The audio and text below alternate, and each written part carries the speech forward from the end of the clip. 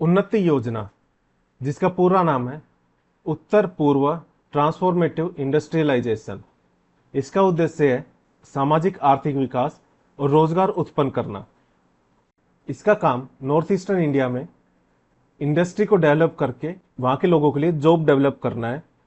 उत्तर पूर्वा से ही आपको पता चल जाएगा, नॉर्थ ईस्टर्न की बात हो रही है यहाँ पर। सभी को राम राम। हाल फिलहाल के मंथली करंट अफेयर सीरीज में आपका स्वागत है। इस सीरीज में हम करंट अफेयर्स को, जो मंथली करंट अफेयर्स हैं, उनको दो पार्ट्स में डिवाइड करेंगे। एक तो जिसमें हम state wise current affairs cover करेंगे, जिसमें हम भारत के मैप के साथ इसको एडजस्ट करेंगे, कवर करेंगे। और सेकंड पार्ट में हम टॉपिक वाइज करंट अफेयर्स को डिवाइड करेंगे और साथ ही वर्ल्ड मैप का यूज करेंगे, भारत के मैप का भी यूज करेंगे।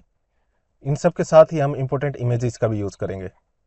इससे आपको फायदा ये है कि एक तो इमेजेस और मैप के साथ याद करने से आपको जो भी पॉइंट्स हैं वो लंबे समय तक याद रहेंगे। साथ ही जब एग्जाम में क्वेश्चन आता है तो भी आप ऑप्शन देखकर बाकी इजीली डिसाइड कर सकते हो कौन सा सही था, कौन सा गलत है। अगर आपको इसकी पीडीएफ चाहिए तो आप हमारा टेलीग्राम चैनल या ग्रुप ज्वाइन कर सकते हैं। वहां पर आपको इसकी पीडीएफ मिल जाएगी, लिंक डिस्क्रिप्शन बॉक्स में गिवन है। जीआई टैग की बात करते हैं। एक जीआई टैग किसी प्रोडक्ट को तब मिलता है जब वो एक स्पेसिफिक ज्योग्राफिकल रीजन में हो या वहां बनाई जाती हो, वहां पैदा होती हो, उसकी एक अलग क्वालिटी हो या फिर एक रेपुटेशन हो। जैसे दार्जिलिंग टी है, आपने काफी बार नाम सुना होगा, इसको भी जीआई टैग मिला हुआ है। दार्जिलिंग में जो टी उगती है उसको ही दार्जिलिंग टी बोल सकते हैं। उस क्वालिटी की टी चाय यदि कहीं और भी उगा दे, मान लो कर्नाटक में ही उस टाइप की चाय उगा दे, तो उसको दार्जिलिंग टी नहीं बोल सकते। तो सिर्फ दार्जिलिंग में उगने वाली टी को ही दार्जिलिंग टी बोल सकते हैं। इससे फायदा ये होता है कि एक तो वो फेमस हो जाती है लोगों के बीच में, इससे वहां का इंपोर्ट बढ़ता है, वहां के जो कारोबारी रहते हैं उनको फायदा पहुंचता है। कोई और पार्टी उस नाम का यूज नहीं कर सकती जिसका प्रोडक्ट उस स्टैंडर्ड पर खरा नहीं उतरता है। मध्य प्रदेश से रियावन लहसुन को जीआई टैग दिया गया है। तो रियावन लहसुन के सभी बल में 5 से 6 कलियां होती है और इसका स्वाद भी दूसरे लहसुन से थोड़ा अलग होता है, थोड़ा तीखा स्वाद होता है और तेल की मात्रा भी इस लहसुन में ज्यादा होती है। त्रिपुरा से रिस्सा, वहां की पारंपरिक आदिवासी पोशाक है रिस्सा, इसको जीआई टैग दिया गया है। रिस्सा हाथ से बुना हुआ एक कपड़ा होता है जिसका उपयोग महिलाएं अपने ऊपरी परिधान में यूज करती हैं, या फिर शादियों या त्योहारों में पुरुष भी इस कपड़े की पगड़ी पहनते हैं। एक तो इसका डिजाइन अलग होता है और काफी रंगों का यूज भी किया जाता है जिससे इसकी एक अलग पहचान बनती है। इसके अलावा त्रिपुरा से माताबारी पेड़ा और पचरा को भी जीआई टैग मिला है, ये आप नोट कर लेना। इसकी पीडीएफ आपको हमारे टेलीग्राम चैनल पे मिल जाएगी, तो उस पीडीएफ का आप प्रिंट आउट निकाल लेना। वहां पर जो मैं चीजें अलग से बता देता हूं वो नोट कर लेना आप। माताबारी पेड़ा दूध से बनी हुई एक मिठाई है जो वहां पर एक मंदिर है तिरुपुरा सुंदरी, वहां पर यह प्रसाद के रूप में यूज होती है, माताबारी पेड़ा। और पचरा वहां का एक पारंपरिक परिधान है, ये एक परिधान है, एक कपड़ा है, टेक्सटाइल, जो हाथ से बुना जाता है। उड़ीसा की बात करें तो उड़ीसा की जो आभूषण कला है सिल्वर फिलिग्री, इसको जीआई टैग दिया गया है। सिल्वर फिलिग्री के अलावा इसको रूपा ताराकासी के नाम से भी जाना जाता है। एक ज्वेलरी है ये जो उड़ीसा के कटक में बनाई जाती है, चांदी के पतले तारों को यूज करके ये ज्वेलरी बनाई जाती है। लक्की चूड़ियों का आपने नाम सुना होगा, हैदराबाद, तेलंगाना की कैपिटल है हैदराबाद, वहां पर लक्की चूड़ियों का कारोबार होता है। तेलंगाना की लक्की चूड़ियों को जीआई टैग दिया गया है। मेकेदातु परियोजना, कावेरी नदी पर है ये योजना। इसका उद्देश्य बेंगलुरु, उसके जो पड़ोसी क्षेत्र है वहां पर पीने का पानी उपलब्ध कराना और बिजली पैदा करना। अभी हाल ही में आपने सुना होगा बेंगलुरु में वैसे भी पानी की काफी कमी पड़ गई थी, पीने वाले पानी की भी। नेक्स्ट क्योटी टॉपिक से देखते हैं जूस जैकिंग, ये एक साइबर अटैक, साइबर हमले से संबंधित है। आरबीआई ने जूस जैकिंग को लेकर मोबाइल फोन यूजर्स के लिए एक चेतावनी जारी की थी। जैसे आप कहीं पर जाते हो तो आपको वहां पर कोई चार्जर लगा हुआ दिख जाए, मतलब कोई यूएसबी पोर्ट दिख जाए, या फिर कोई केबल ही मिल जाए जिससे सीधा आप डायरेक्ट अपना मोबाइल चार्ज कर सकते हो, तो ऐसे कभी चार्ज मत करना। अपना खुद का चार्जर हो, उसके साथ खुद की वायर हो, तो ही चार्ज करना सेफ होता है। अदरवाइज वहां पर मालवेयर भी हो सकता है, जिससे जो हैकर हैं वे आपका गोपनीय डाटा चुरा सकते हैं। डीआरडीओ ने भारत की पहली multiple independently targetable re entry vehicle, इस तकनीक से एक मिसाइल विकसित की है। उस मिसाइल का नाम है अग्नि 5। इस मिसाइल का परीक्षण, अग्नि 5 का परीक्षण मिशन दिव्यास्त्र के तहत किया गया था। और जो ये टेक्नोलॉजी है multiple independently targetable re entry vehicle, इस तकनीक में एक ही मिसाइल में कई वारहेड लगे रहते हैं जो अलग अलग टारगेट पर हिट करते हैं। यानी मिसाइल एक ही रहेगी पर उसमें वारहेड कई लगे रहेंगे जो जो एक ही मिसाइल से लॉन्च होंगे और अपने अलग अलग टारगेट पर गिरेंगे, अलग अलग टारगेट को हिट करेंगे। ये टेक्नोलॉजी भारत सहित 6 देशों के पास है। बाकी 5 देश हैं अमेरिका यानी यूएसए, चीन, यूनाइटेड किंगडम, फ्रांस और रूस। वाइल्ड लाइफ प्रोटेक्शन एक्ट, वन्य जीव संरक्षण अधिनियम 1972, इसके किस शेड्यूल के तहत हाथियों को सूचीबद्ध किया गया है? इसके शेड्यूल 1 में हाथियों को डाला गया है। जिस भी एनिमल को शेड्यूल 1 में डालते हैं तो वो जंगली हो या बंदी हो, तो किसी भी परिस्थिति में उस पर कब्जा नहीं कर सकते या उसका व्यापार नहीं किया जा सकता। आईक्यू एयर निकालता है वर्ल्ड एयर क्वालिटी इंडेक्स। 2023 में इस इंडेक्स के अनुसार दुनिया की सबसे प्रदूषित राजधानी, पोल्यूटेड कैपिटल, दिल्ली थी। और सबसे प्रदूषित देश की बात करें तो पहले पर था बांग्लादेश, सेकंड पर पाकिस्तान और थर्ड पर इंडिया, भारत।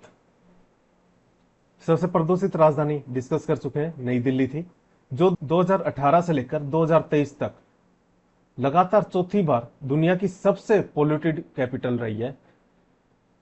और सबसे प्रदूषित शहर, फर्स्ट पर है बेगूसराय, बिहार, सेकंड पर गुवाहाटी, असम और थर्ड पर न्यू दिल्ली है। जो ये इंडेक्स आया रैंकिंग, इसमें टॉप पर 4 शहर, 4 सिटीज भारत में ही है।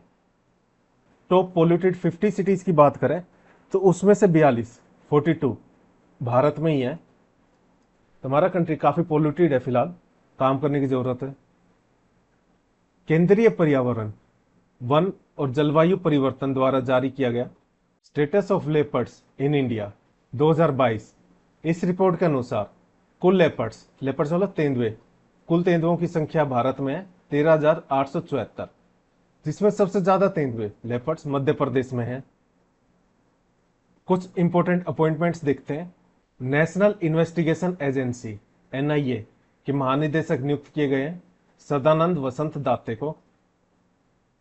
बीएसएफ की पहली महिला स्नाइपर सुमन कुमारी हैं। और फ्रंटलाइन लड़ाकू इकाई, फ्रंटलाइन कॉम्बैट यूनिट की कमान संभालने वाली पहली महिला वायुसेना अधिकारी सालिजा धामी है।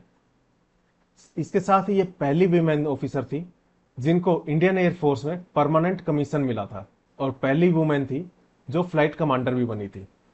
पहली फीमेल कॉम्बैट पायलट यानी लड़ाकू विमान की पायलट अवनी चतुर्वेदी है। भारतीय वायुसेना में वीरता पुरस्कार से सम्मानित होने वाली पहली महिला अधिकारी विंग कमांडर दीपिका मिश्रा है। सियाचिन ग्लेशियर में सबसे ऊंचा युद्ध क्षेत्र है कुमार पोस्ट, इस पर तैनात होने वाली पहली महिला अधिकारी शिवा चौहान है। ऑल इंडिया रेडियो के महानिदेशक मतलब डायरेक्टर जनरल नियुक्त किए गए हैं मौसमी चक्रवर्ती को। हाल ही में हरियाणा के मुख्यमंत्री चेंज हुए थे, पहले मनोहर लाल खट्टर थे, फिलहाल है नायाब सिंह सैनी, और राज्यपाल है हरियाणा के बंडारू दत्तात्रेय। राष्ट्रीय अनुसूचित जाति आयोग, जिसे एनसीएससी यानी national commission for schedule caste के नाम से भी जाना जाता है, इसके अध्यक्ष यानी चेयरमैन बने किशोर मकवाना। दक्षिण भारत में होली को कामधेन के नाम से जाना जाता है। अब अलग अलग स्टेट की बात कर लेते हैं जो इंपॉर्टेंट है आपके एग्जाम के लिए। होली को और किस किस नाम से मनाया जाता है अलग अलग स्टेट्स में? पंजाब में होला मोहल्ला के नाम से, उत्तर प्रदेश के बरसाना में लठमार होली के नाम से मनाई जाती है होली, असम में फगवा या देओल के नाम से।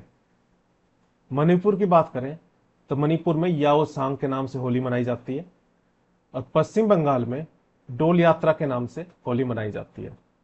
महाराष्ट्र में सिमगा के नाम से मनाई जाती है होली। केरल में मंजल कुली के नाम से होली मनाई जाती है। सिग्मोत्सव महोत्सव गोवा में मनाया जाता है। इस त्योहार को सिग्मोत्सव या सिग्मो उत्सव भी बोलते हैं। गोवा के आदिवासी समुदाय धान की अच्छी फसल के लिए ये उत्सव मनाते हैं। एक तरह से यह बसंत की शुरुआत का भी प्रतीक होता है। नवरोज या नौरोज का त्योहार क्वेश्चन है किस समुदाय में नववर्ष के रूप में मनाया जाता है। ये पारसी समुदाय में नवरोज या नौरोज नववर्ष के रूप में मनाया जाता है। राष्ट्रपति भवन के अमृत उद्यान में पर्पल फेस्ट का आयोजन किया गया था। इसे सामाजिक न्याय और अधिकारिता मंत्रालय यानी department of social justice and empowerment ने आयोजित किया था, जिसका उद्देश्य था जो दिव्यांग लोग हैं उनको जागरूक करना, उनको उनके अधिकारों के बारे में बताना और साथ ही समाज को भी दिव्यांग जन के प्रति जागरूक करना। स्पोर्ट्स की बात करें तो इस साल 10वां प्रो कबड्डी लीग हुआ है, जिसमें विजेता टीम थी पुनेरी पल्टन और सेकंड नंबर पर जो रनर अप टीम रही है Haryana Steelers. Most valuable player Aslaf Mustafa है, पुनेरी पल्टन के खिलाड़ी हैं ये। और raiders of the season Ashu Malik जो दबंग दिल्ली से खेलते हैं। रेडर्स का मतलब होता है जो अटैकिंग साइड का प्लेयर है, जो कोर्ट में ओपोजिट टीम की साइड जाता है और वहां जाकर टैग करता है, उसको रेडर बोलते हैं। Young player of the season Yogesh थे, दबंग दिल्ली से ही थे ये। और defender of the season Mohammad Reza Chiyaneh है, पुनेरी पल्टन के खिलाड़ी थे। प्रो कबड्डी लीग का जो सबसे महंगे खिलाड़ी थे वो पवन सहरावत थे। तेलुगु टाइटंस ने इन्हें खरीदा था 2.61 करोड़ में। प्रो कबड्डी लीग 2013 में शुरू हुई थी और पहली बार प्रो कबड्डी लीग की विजेता टीम थी जयपुर पिंक पैंथर्स और सबसे ज्यादा बार जीता है पटना पायरेट्स ने, 3 खिताब जीते हैं। और इस बार 2023 का खिताब जीता है पुनेरी पल्टन ने। पेरिस ओलंपिक 2024 के ओपनिंग सेरेमनी में भारत के ध्वजवाहक रहेंगे अचंता शरथ कमल, ये टेबल टेनिस के खिलाड़ी हैं। ओलंपिक की बात करें तो ये भी क्वेश्चन आ जाता है प्राचीन ओलंपिक की शुरुआत कब हुई थी। 776 बीसी में यूनान में इसकी शुरुआत हुई थी और आधुनिक ओलंपिक की शुरुआत 1896 में एथेंस में हुई थी, जो यूनान में ही आता है। भारतीय शतरंज महासंघ AICF यानी ऑल इंडिया चेस फेडरेशन के अध्यक्ष हैं नितिन नारंग। ये AICF के सबसे युवा अध्यक्ष हैं और साथ ही हरियाणा स्टेट से भी AICF के अध्यक्ष बनने वाले पहले व्यक्ति हैं। AICF के फिलहाल उपाध्यक्ष दिव्येंदु बरुआ है। ये दूसरे ग्रैंड मास्टर हैं जिनको ये पद मिला हुआ है। ये तो दूसरे ग्रैंड मास्टर है, जो पहले ग्रैंड मास्टर जिन्हें उपाध्यक्ष का पद मिला था विश्वनाथ आनंद थे ये।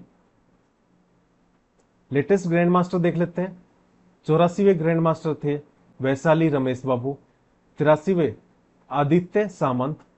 82वें ग्रैंड मास्टर थे भूपल्ला परनीत और 81वें ग्रैंड मास्टर सयातन दास। 80वें ग्रैंड मास्टर थे Vighnesh NR। Women's premier league season 2 हुआ था, जो 23 फरवरी 2024 से 17 मार्च तक चला था। जैसे IPL है वैसे ही वीमेन्स के लिए वीमेन्स प्रीमियर लीग है। इसका सेकंड सीजन हुआ था, जिसमें विजेता टीम थी RCB रॉयल चैलेंजर्स बेंगलोर, जो IPL में तो कभी नहीं जीती है। और उपविजेता टीम थी Delhi Capitals. Women's premier league में RCB टीम ने काफी अच्छा खेला था। Runner up team Delhi Capitals. आयोजन इसका नई दिल्ली और कर्नाटक में हुआ था वुमेन्स प्रीमियर लीग का। कुल 5 टीम थी Mumbai Indians, Delhi Capitals, UP warriors, Gujarat giants और RCB royal Challengers Bangalore. Final मुकाबला इससे आपको आइडिया हो जाना चाहिए RCB और दिल्ली कैपिटल्स के बीच में हुआ था, जो अरुण जेटली स्टेडियम नई दिल्ली में, वहां पर यह लास्ट मैच खेला गया था। इसमें दूसरे पुरस्कार देखते हैं। Player of the tournament Hayley Matthews बनी थी, जो मुंबई इंडियंस की प्लेयर है। और ऑरेंज कैप मिलता है जिसने सबसे ज्यादा रन बनाए हैं। एलिस पेरी को ऑरेंज कैप मिली है, RCB की प्लेयर है। टोटल इन्होंने 347 रन बनाए हैं। और पर्पल कैप सबसे ज्यादा विकेट, सर्वाधिक विकेट लेने वाले प्लेयर को मिलते हैं। श्रेयांका पाटिल को पर्पल कैप मिला है, इन्होंने कुल 13 विकेट लिए थे। आरसीबी की खिलाड़ी है ये। फेयर प्ले अवार्ड आरसीबी को मिला है। और most valuable player award Deepti Sharma, जो यूपी वॉरियर्स की प्लेयर है। एमर्जिंग प्लेयर श्रेयांका पाटिल को मिला है, आरसीबी के खिलाड़ी हैं। संतोष ट्रॉफी की बात करें 2024 में जो हुई थी, सबसे पहले तो आपको पता होना चाहिए संतोष ट्रॉफी किस खेल से रिलेटेड है। फुटबॉल से रिलेटेड है। और इसका आयोजन 2024 में अरुणाचल प्रदेश में हुआ था और विजेता टीम थी सर्विसेज। रणजी ट्रॉफी की विजेता टीम थी मुंबई और उपविजेता टीम रनर अप्स रही थी विदारो। हमारे केंद्रीय खेल मंत्री हैं अनुराग सिंह ठाकुर। इन्होंने एक राष्ट्रीय कार्यक्रम कीर्ति का शुभारंभ किया। कीर्ति का मतलब है खेलो इंडिया राइजिंग टैलेंट आइडेंटिफिकेशन। कीर्ति का उद्देश्य है 9 से 18 वर्ष के जो स्कूली बच्चे हैं, 9 से 18 साल की आयु में ही एथलीटों की पहचान करना। फोर्थ खेलो इंडिया यूनिवर्सिटी गेम्स 2023 2024 के मार्च में हुआ है। ये इवेंट्स गुवाहाटी, असम के गुवाहाटी में रखे गए थे और मैस्कोट है आस्था लक्ष्मी। सबसे पहली रैंक पर चंडीगढ़ यूनिवर्सिटी रही है। इंपॉर्टेंट डेज की बात करें तो 1 मार्च को विश्व नागरिक सुरक्षा दिवस, वर्ल्ड सिविल डिफेंस डे मनाया जाता है। सिर्फ इंपॉर्टेंट डेज की बात कर रहे हैं। 3 मार्च को नेशनल डिफेंस डे मनाया जाता है और 8 मार्च को इंटरनेशनल वीमेन डे, अंतर्राष्ट्रीय महिला दिवस। इस बार की थीम थी इंस्पायर इंक्लूजन। 16 मार्च को, अभी 2020 से लेकर अब तक वैक्सीन काफी न्यूज में रही है, इस डे के भी एग्जाम में आने के चांसेस हैं। 16 मार्च को नेशनल वैक्सीनेशन डे मनाया जाता है। 21 मार्च को अंतर्राष्ट्रीय वन दिवस या वर्ल्ड फॉरेस्ट्री डे मनाया जाता है और इस बार की थीम थी forest and innovation, new solution for a better world. 21 मार्च को international day for elimination of racial discrimination. जो भेदभाव होता है या डिस्क्रिमिनेशन होता है रेस की वजह से, उसको एलिमिनेट करने के ऊपर यह डे मनाया जाता है। इस बार की थीम थी ह्यूमैनिटी नॉट रेसिज्म। 22 मार्च को विश्व जल दिवस या वर्ल्ड वाटर डे मनाया जाता है। तो इस बार की थीम थी वाटर फॉर पीस। 23 मार्च को शहीदी दिवस मनाया जाता है, मार्टियर्स डे। भगत सिंह, सुखदेव और राजगुरु की याद में इस दिन उनको फांसी हुई थी, उनकी याद में 23 मार्च को शहीदी दिवस मनाया जाता है। 24 मार्च को वर्ल्ड टीबी डे मनाया जाता है। अब अवार्ड्स को कवर करते हैं। एबल अवार्ड या एबल प्राइज 2024 से सम्मानित किया गया है मिशेल टेलाग्रैंड को। एबल अवार्ड ये गणित के क्षेत्र में दिया जाता है और गणित का नोबेल प्राइज भी कहते हैं इसको। ऑर्डर ऑफ ड्रुक ग्याल्पो ये भूटान का सर्वोच्च नागरिक पुरस्कार है जो प्रधानमंत्री नरेंद्र मोदी जी को दिया गया है। भूटान की बात करें तो यहाँ की कैपिटल थिम्पू है। यहाँ की करेंसी है भूटानीज नगुल्ट्रम और किंग है यहाँ के जिम्मे खेसर नामग्याल वांगचुक। ये तो किंग है और यहाँ के पीएम है डॉक्टर लोटे शेरिंग। 33वां सरस्वती सम्मान मिला है प्रभा वर्मा को, कवि प्रभा वर्मा को। ये मलयालम भाषा की कवि हैं। सरस्वती सम्मान को साहित्य में योगदान के लिए दिया जाता है और भारतीय संविधान की 22 भाषाओं में दिया जाता है। इस प्राइज को बिरला फाउंडेशन देता है। उत्कृष्ट महिला पत्रकार के लिए चमेली देवी जैन पुरस्कार 2024 से सम्मानित किया गया है ग्रीष्मा कुठार और रितिका चोपड़ा को। रामनाथ गोयनका पुरस्कार ये पत्रकारिता में दिया जाता है पुरस्कार। देखो कौन सा अवार्ड किस फील्ड में दिया जाता है ये आपको याद होना चाहिए, कई बार डायरेक्ट क्वेश्चन आ जाता है। एक तो ये अवार्ड याद होना चाहिए पत्रकारिता में दिया जाता है Ramnath Goenka excellence in journalism award. सिर्फ इतना आ जाएगा रामनाथ गोयनका अवार्ड किस फील्ड में दिया जाता है। और इसे देता है इंडियन एक्सप्रेस ग्रुप। 2006 से ये पुरस्कार दिया जा रहा है। क्रिस्टियाना पिस्जोकोवा 71st मिस वर्ल्ड बनी है, चेक रिपब्लिक कंट्री से ये बिलोंग करती हैं। इस प्रतियोगिता का आयोजन जियो वर्ल्ड कन्वेंशन सेंटर जो मुंबई में है यहां पर हुआ था और इससे पहले इंडिया में 1996 में मिस वर्ल्ड प्रतियोगिता का आयोजन हुआ था। इस प्रतियोगिता में भारत का नेतृत्व सिनी शेट्टी ने किया था। इससे पहले 17वीं Miss World winner Karolina Bielawska थी, जो पोलैंड से बिलोंग करती थी। इंडिया से 5 मिस वर्ल्ड बनी है। सबसे पहले रीता फारिया मिस वर्ल्ड बनी थी 1966 में, उसके बाद ऐश्वर्या राय 1994 में, फिर डायना हेडन 1997 में, युक्ता मुखी 1999 में, और प्रियंका चोपड़ा सबसे लास्ट यही बनी है 2000 में मिस वर्ल्ड बनी थी। मिस यूनिवर्स 2023 का खिताब जीता था साइनेस पलासियोस ने, जो निकारागुआ से बिलोंग करती है। 96वां अकेडमी अवार्ड, अकेडमी अवार्ड को ऑस्कर अवार्ड के नाम से भी जाना जाता है। इसे बेस्ट पिक्चर का अवार्ड मिला है ओपनहाइमर को। बेस्ट एक्टर मेल का अवार्ड किलियन मर्फी को, जो ओपनहाइमर में एक्टर थे। अगर क्वेश्चन आ जाए किसी फिल्म अवार्ड से रिलेटेड कि बेस्ट पिक्चर या बेस्ट फिल्म का अवार्ड किसे मिला है, आपको याद नहीं है एग्जैक्ट, तो ओपनहाइमर पर आप तुक्का लगा सकते हो, या फिर बेस्ट एक्टर मेल का अवार्ड आ जाए किलियन मर्फी पे आप तुक्का लगा सकते हो अगर आपको उसका आंसर याद नहीं है तो। और बेस्ट एक्ट्रेस का अवार्ड लीडिंग रोल में एमा स्टोन को मिला है, जो इन्होंने पुअर थिंग्स में काम किया था इस वजह से। बेस्ट एक्टर सपोर्टिंग रोल का अवार्ड रॉबर्ट डाउनी जूनियर को मिला है ओपनहाइमर में इनकी एक्टिंग के लिए। Best actress in supporting role का अवार्ड मिला है डेव वाइन जॉय रैंडोल्फ को द होल्डओवर्स में इनके काम के लिए। बेस्ट एनिमेटेड फीचर फिल्म का अवार्ड मिला है the boy and the heron को, और शॉर्ट फिल्म में एनिमेटेड शॉर्ट फिल्म का अवार्ड मिला है war is over inspired by the music of John and योको। Best director का अवार्ड, देखो जो सबसे ज्यादा इंपॉर्टेंट है, बेस्ट पिक्चर का award, best actor, best actress, और सपोर्टिंग रोल के भी मेल का और फीमेल का आप याद रख लेना। बाकी ये 3 तो काफी इंपॉर्टेंट है। इसके अलावा बेस्ट डायरेक्टर का अवार्ड काफी इंपॉर्टेंट है, जिसे क्रिस्टोफर नोलन ने जीता है। ओपनहाइमर मूवी इन्होंने डायरेक्ट की थी।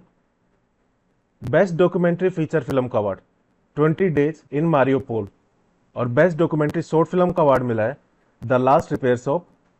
बेस्ट इंटरनेशनल फीचर फिल्म का अवार्ड मिला है the zone of interest, United kingdom की फिल्म है ये। आपको बताना है बाफ्टा अवार्ड में बेस्ट ब्रिटिश फिल्म का अवार्ड किसे मिला था। बेस्ट म्यूजिक जो ओरिजिनल सॉन्ग में अवार्ड मिला है what was I made for, ये बारबी मूवी थी उसमें ये सॉन्ग था।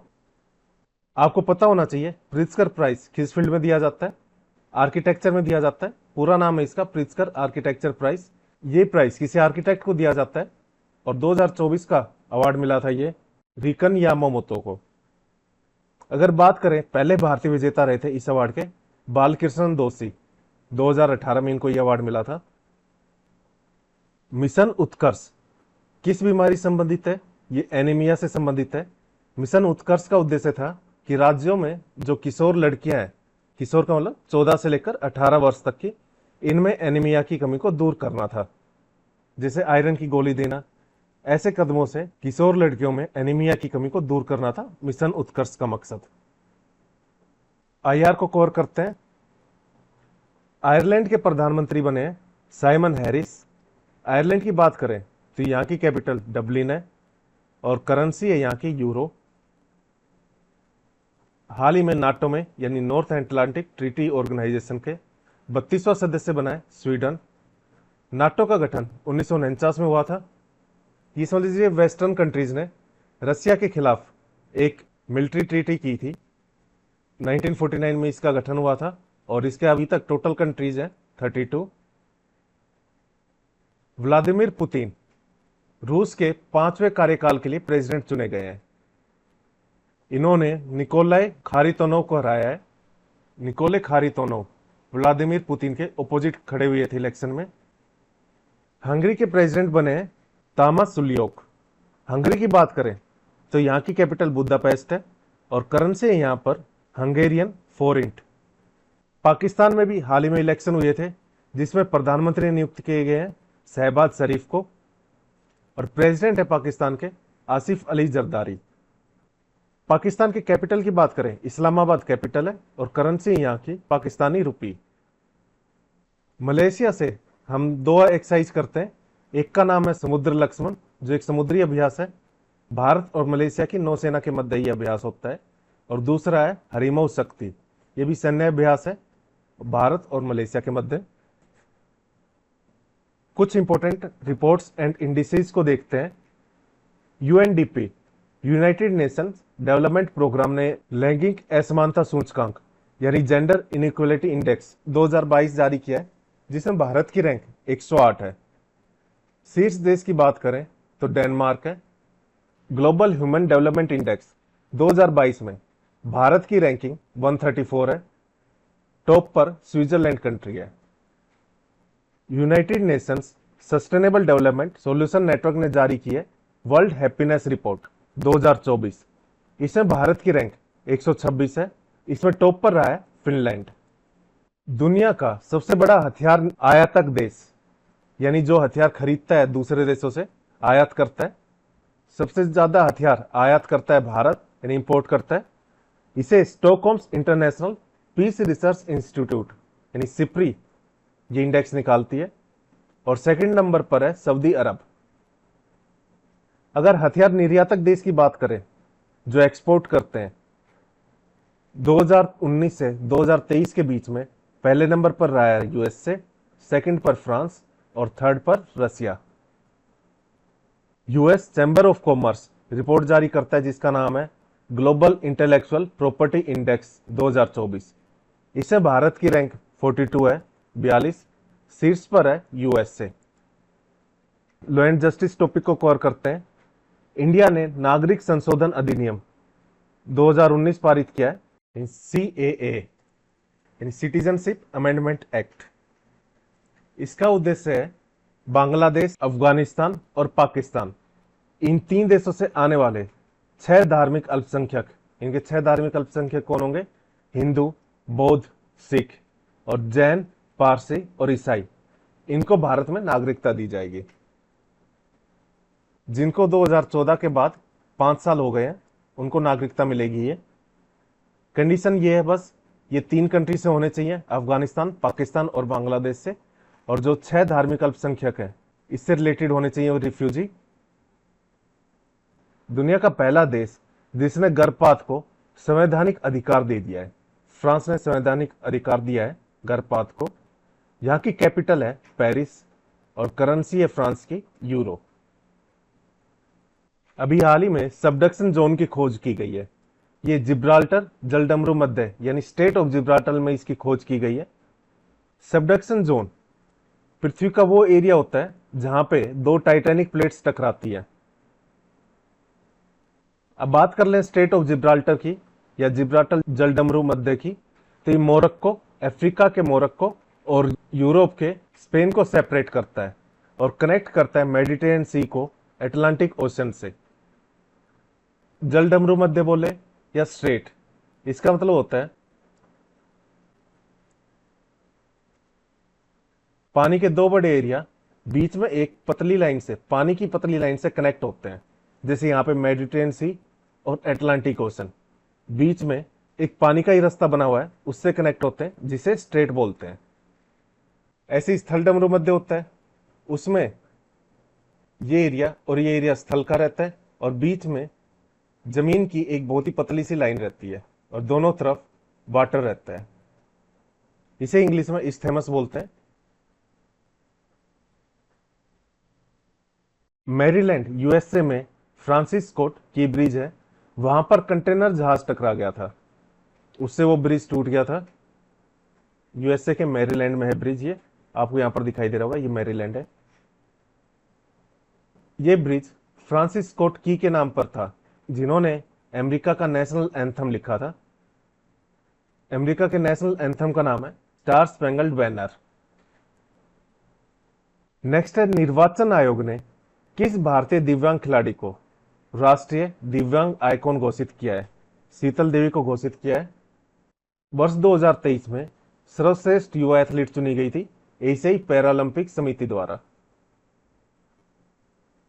बुक्स की बात करें, basic structure and Republic book लिखी है पीएस श्रीधरन पिल्लई जी ने, गोवा के गवर्नर हैं ये। Swallowing the sun a novel लिखी है लक्ष्मी मुर्देश्वर पुरी ने। इस लेक्चर में इतना ही। अगर आपको इसकी पीडीएफ चाहिए तो आप हमारा टेलीग्राम चैनल या ग्रुप ज्वाइन कर सकते हैं, वहाँ पर आपको इसकी पीडीएफ मिल जाएगी। लिंक डिस्क्रिप्शन बॉक्स में गिवन है, या फिर आप सिंपली हाल फिलहाल के नाम से सर्च करिए, लोगो देखिए, स्क्रीन पर आपको एड्रेस मिल जाएगा। अगर आपको लेक्चर अच्छा लगा हो तो इसे लाइक, शेयर और सब्सक्राइब करें। Thank you. जय हिंद, जय भारत।